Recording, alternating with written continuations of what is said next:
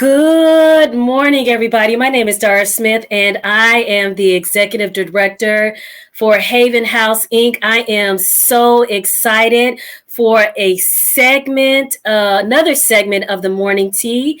Today's topic is I Am Human Too, Misconceptions of Living in a Shelter. So you guys, you are definitely in for a treat. Want to encourage you all just to sit back, relax, enjoy this conversation, join us for some tea. Also, just want to put that disclaimer out there. The information that we are sharing today, it is strictly our opinion.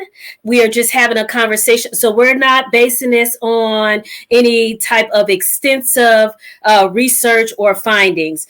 If you would like to join into the conversation, I would like to encourage you to please put your comments in the box. So at this time, well, actually, before I get to that, just want to share a little bit of information about Haven House Inc. We are a 24-hour emergency shelter. So if you're looking for services such as crisis intervention, we do have a 24-hour crisis line. We also provide safety planning, orders of protection. We do advocacy, and so much more. So to find out, to get more information, you can contact us at 219-931-2090. So without further ado, I'm excited to bring on the rest of some of my team. So ladies, if you could please just introduce yourselves, give us your name, your title, all that good stuff.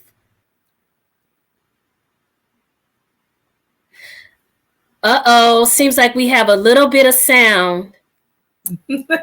Yeah, there you go. Hi, my name is Latanya Bright. I'm the house manager here at Haven House. I've been here since 2016. And yeah, hi. Good morning. Hey, everybody. I'm Brenda Smith. I'm the youth service coordinator here at Haven House.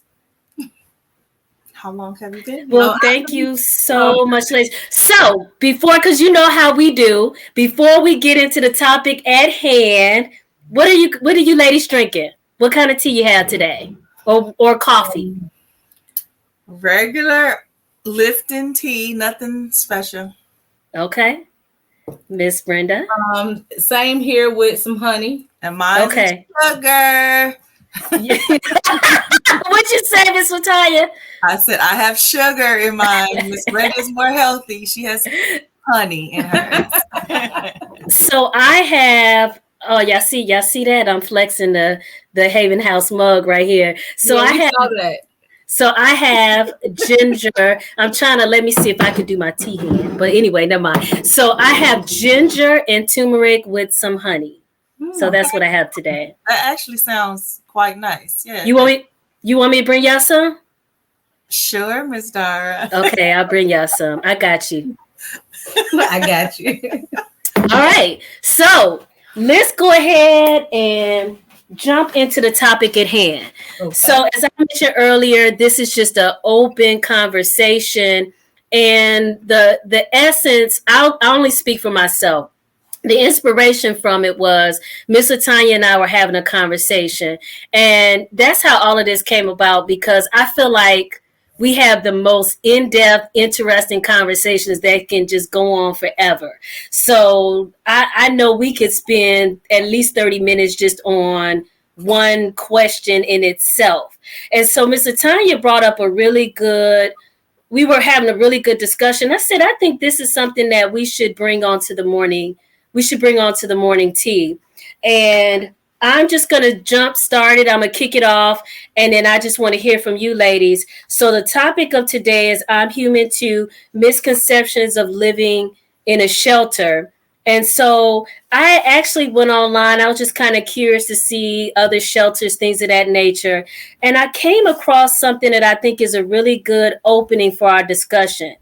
And it was by the Partners Ending Homelessness. And the question that was presented, it said, aren't people experiencing homelessness different from the rest of us? And this was the response.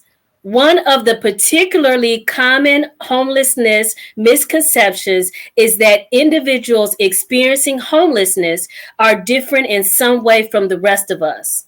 Not so.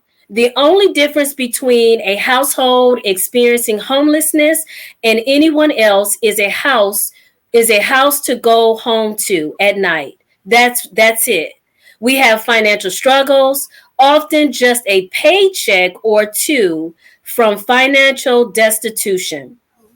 We have health issues and sometimes struggles with mental, emotional well being or substances or life issues of all kinds. Too many to list here. This happens to many people across the country. We, however, have a support network of friends or family, and if something were to happen to us, we would turn there.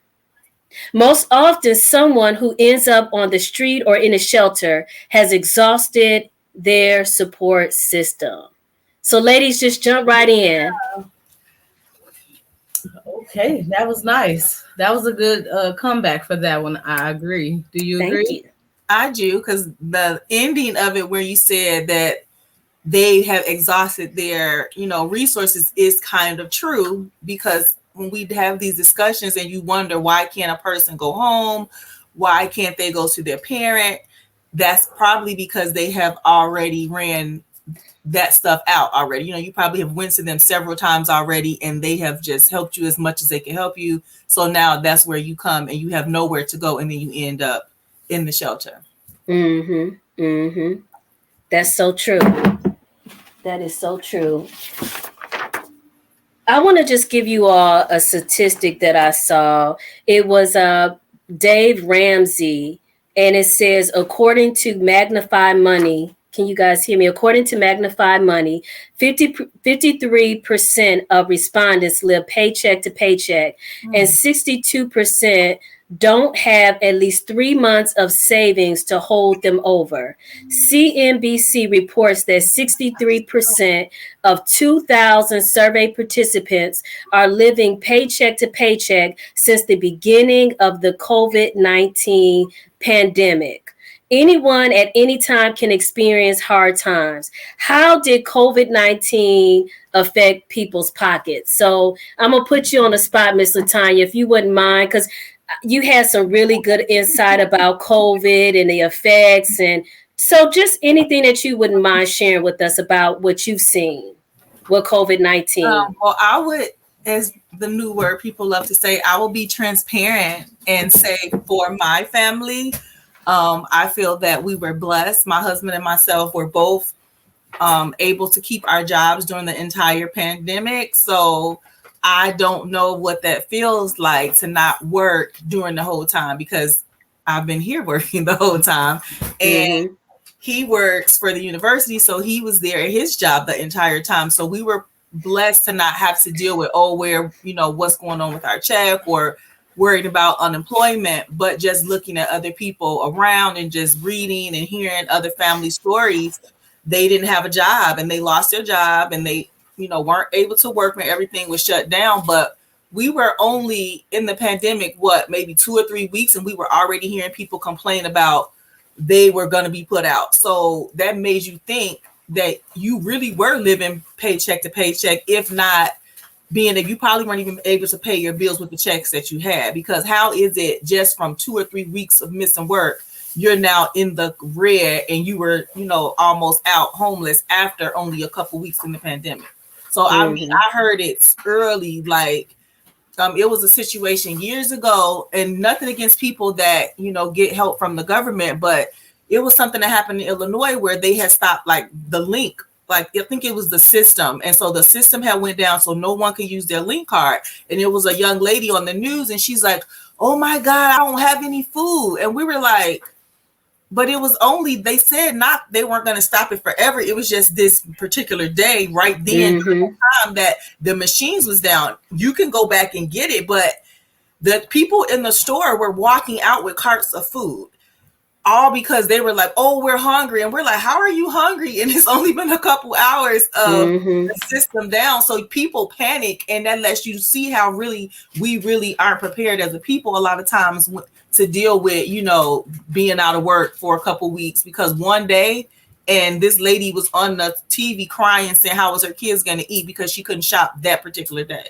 So it's kind of made us think like, wait, something is not right.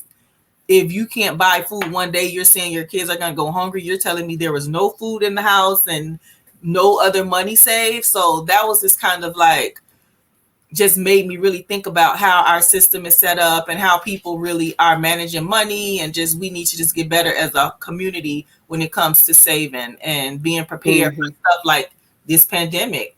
Thank you so much for that, Miss Latanya. So now, Miss Brenda, I want to hear from you, and I want to touch on this because when we talk about misconceptions about living in a shelter and who we service and that type of thing, this is not directly related to the shelter per se, Haven House, but just a general statement. I remember many, many years ago, it had to have been at least well over 10 years ago, and I was in a capacity, I was a volunteer, and we were, I'll just say that I was a volunteer. I don't need to give the details of when, where, and all that type of thing. But anyhow, it always stuck with me. I never forgot the person that was overseeing us had made a comment about someone that had came for service, how they had come in this very expensive car. And so we know that those that we service or those that are seeking shelter, that it doesn't matter based on your economic status, that it affects anybody. And so give us a little bit of insight on that type of thing, because you can't say that only this type of person would need to go to a shelter. It could be anybody. So give us your thoughts on that, Miss Brenda. Okay, so I do think that there is a misconception on people that live in a shelter, because I guess when you think of a shelter, you think of people that's in need. We are more so of like emergency shelter, so we get different type of people. A lot of people just need somewhere to go to get up out the situation that they're in at the moment. I've seen different people come and go. Some stay long, some stay short periods of times. Some already have their stuff together and they don't need much time as others.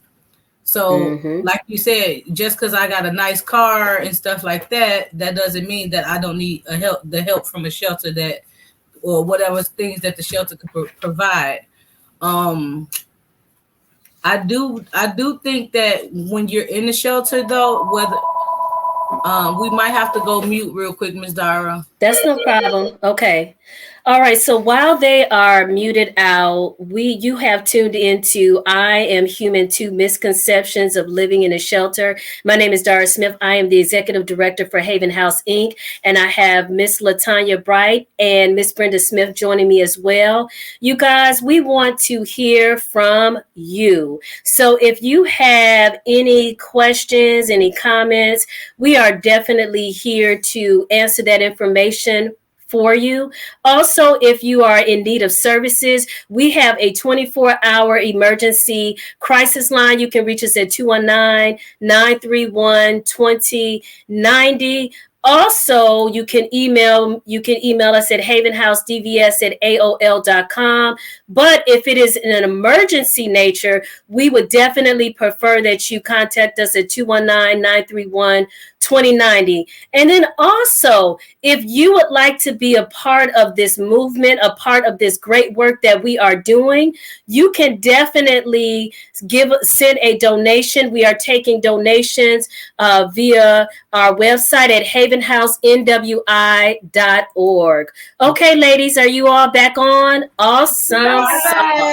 Wonderful.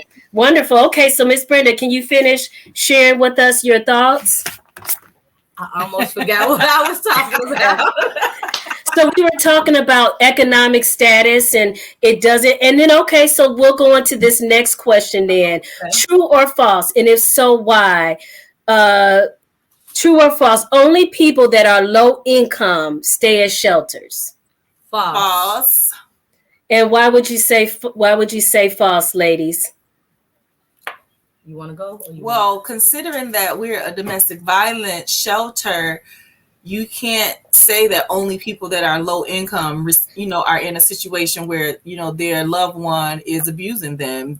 That doesn't just stop because you don't have money. That happens across everybody. You can be a millionaire and still be abused by someone that you love. So it has nothing to do with money. It's there you go.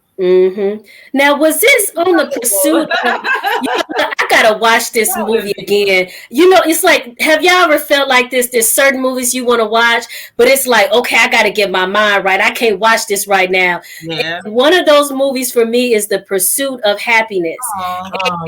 Because I don't know if it's gonna be a tearjerker, but I know it's gonna inspire me. It's gonna tug at my heartstrings, and I've been wanting to watch that movie. I don't know why I'm balling my fist up. I think it's just the passion in me. I think because I feel it, I'm like, I know it's going to impact me. That movie, did they have where they were sleeping in the shelter? Was it just a room just full of beds? Because I think sometimes before I started working in this shelter, I think that was my perception, that and every shelter is different, but when you go to a shelter, it's going to just be this one room full of all these beds. And truth be told, I'm sure some shelters are like that, but not all shelters are like that. So let's talk about that. What are your thoughts about that? Anybody?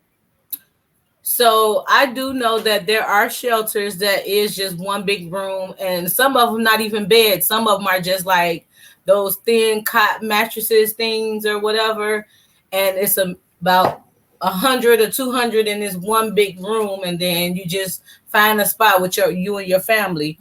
But then I also know there are shelters that are apartments. Like you have your own apartment. You don't share no space with no one, but you got like a certain amount of time to be there. Time to save up money, just as well as a lot of other shelters do, but it's just the actual facility is not like a facility. It's more so homey than a facility. And I think once you get in the shelter like that, a lot of people really get comfortable when it's not a facility like setting. You know what I mean? You feel like you're at home, so a lot of people don't have that motivation to get up and go get it because they feel like they're already at home already. So I think I think more shelters should be more facility like, because I think it'll give the people more motivation to get into their own home setting. Okay, so I'm really gonna pull on you ladies with this, because I know we've had some discussions about this. Y'all know how I roll. So we've had some discussions about this, and there's been comments or questions like I've heard many years ago. I was going to say many moons ago, and I would love to hear your thoughts about this. I've heard where some people have said they prefer to be homeless. They don't want to, be a part of having to be responsible to do certain things. Then I've heard it on the other end, nobody who wants to be homeless. You know what I'm saying? So this was something that I also found this online that I thought was pretty interesting, and I just want to start a conversation about this. And it says, homeless people like living that way, right? So here was the response. Think about it. Who chooses to live in a place not meant for human habitation? What parent chooses to have to worry about whether they will be able to offer their child a safe place to lie their head at night? Contrary to the saddest of the homelessness misconceptions, no one wants to experience homelessness, sleeping under a bridge or on a cold park bench, not having anywhere to use the bathroom or take care of their basic hygiene needs, wondering if they or their family will be able to eat that day, feeling disconnected from the world and alone. Even if someone claims they want to be homeless, research tells us differently. If a person experiences homelessness states they don't want housing, there is typically much more to their very complicated story. Deep down, all people want a safe, affordable place to call their own and a peaceful dwelling to return to at the end of the day. I know that was a lot, so let's talk about it. Um, I kind of feel I'm not gonna say the percentage because I don't know, but I've heard it both ways. We have people because you can say that they don't want to be homeless, but me and Brenda was just talking about in the city, I think it's like Roosevelt. There's a person with a whole, it's either like a queen size bed or a full size bed on rails with a cover, with comforter, set up like an apartment underneath the viaduct with his clothes. Everything is like set up. So I'm thinking nobody has ever tried to help him from that situation. So sometimes I think that people get comfortable, like once they've been homeless for so long, they just get comfortable with that environment. Because why would where did you even get bed rails to set up a full size queen size bed? Some people don't even have a queen size bed at home, and you have one under the viaduct decorated like an apartment.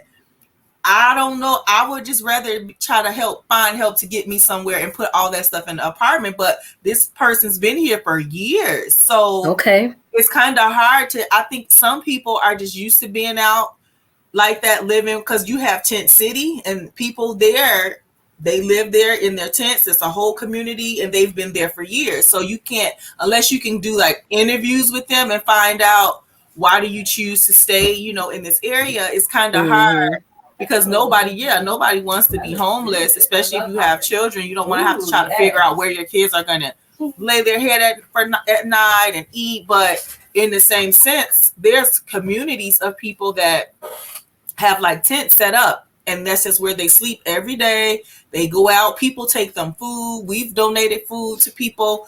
My family has, and you can go back to that same spot and find that person, and they've been there for years. So it's stuff like that.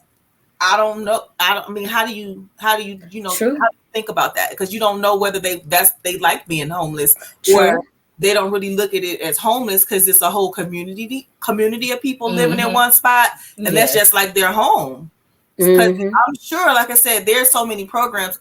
I'm sure I can say I'm almost 99.9 that somebody has tried to offer them some type of home or a program where they can stay somewhere and not on the street. But some people, I think, choose to stay there. So it is what it's like. Some want to be off the street, and then some they'll probably stay on the street until they pass away, unfortunately.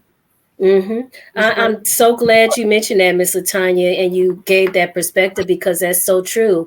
What one person might think, oh, how could you, be okay with that, where someone else, a different person, could be perfectly fine with it. So it just depends on that person's perspective. It depends on what brings that person joy and happiness. And so, somebody may be content and happy, like you said. So I'm so glad that you mentioned that, Miss Brenda.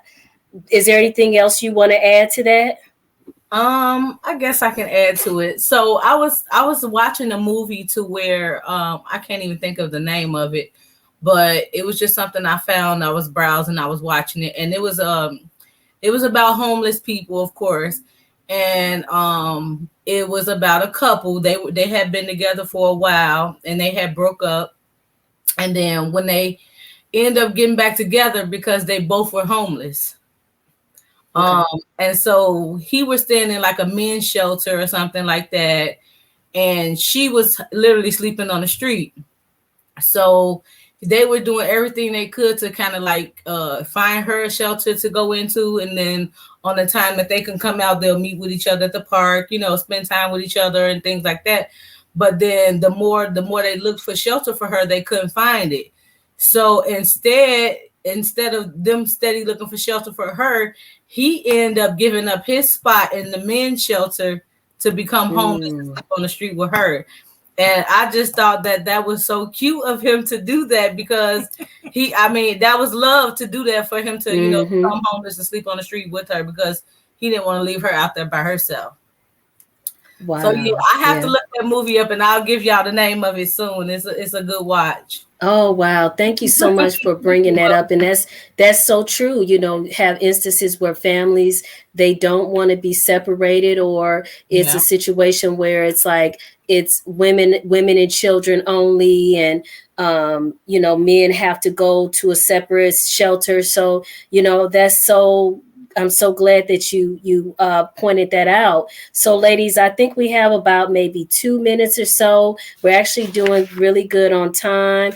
Those were all the questions that I had. Was there anything else that you all may wanted to point out that maybe we hadn't covered in this discussion? I think I had something. We touched on it a bit, but I didn't never get a chance to finish about the misconception of people living in shelters. Okay. So I just want everybody to know it, all our watchers, everybody that's listening, everybody that's following Haven House, that there shouldn't be a misconception about people living in shelters, because some people just need that help at that moment. Everybody needs help here and there. There's nobody that's perfect. If you have somebody that you could reach out to, that's fine. But if not, we are here. Haven House is here to help. Okay. Thank you so much, Miss Brenda. And then, what about you, Miss Latanya? I would say on the misconception, just be more open-minded to the people that you think live in a shelter. It could be your neighbor, it could be your mom, your cousin, your sister, it could be you. You never know what life may bring. So when you're thinking about someone who's in a shelter, just be open-minded and not to think that, as the topic said, they're human too. So just be more sensitive to what they're going through, because any one of us could be in that situation. Unfortunately, if like I said, if you lose your job, if something happened, you can have an injury and you're off work, and just that quick, you could be living the high life, and then 2 or 3 weeks, you're down, you don't have any money. You could, so it's never, try not to look at a person in a shelter as someone that's less than, because they're just like you at the end of the day. Wow. Thank you so much, ladies. I have no further comments to add to that, because I couldn't have said it any better. So I thank you all so very much for joining in, being a part of the conversation. So for those that have just tuned in, this is the Morning Tea. Today's segment is I'm Human Too, Misconceptions of Living in a Shelter. My name is Tara Smith. I have Miss Latanya Bright and Miss Brenda Smith as well. And if you are you just now tuning in, the beauty of technology is that you can press the replay button. So we want to encourage you to please share this information, because you never know that there's somebody out there that needs to hear this information. And that's why I love platforms like this, because we can engage in these types of conversations. So Haven House, as I mentioned before, we are a 24-hour emergency shelter. We are here to help you. So if you are in need of any services, you can reach us 24 hours a day. We have a crisis worker available at 219-931-2090, 219-931-2090. And then also, if you are just getting that tugging and pulling at your heartstrings, and you just want to be a part and join and be a part of this good work that we're doing, then I want to encourage you to go on our website at havenhousenwi.org. Just in case you need to get a paper and pencil, I will repeat that again. That is havenhousenwi.org, and you can give your donation electronically, or you can send a check to Haven House Inc., P.O. Box 508, 46325. Once again, that is P.O. Box 508, Hammond, Indiana, 46325. I'll close with this. I always like to say that one of our most valuable resources is our time. And so I would like to thank you so much for your time and attention. You could have been anywhere on this beautiful morning, but instead you took out the time to join us for this short period of time. And for that, I am truly grateful. So thank you all once again, and stay tuned. Make sure you share this. Make sure you tell people about our page so you can be in the know of what we're doing at Haven House Inc. So I wish you all a wonderful rest of the week, and thank you all again. Take care. Bye-bye. Thank you, ladies. Bye. Bye.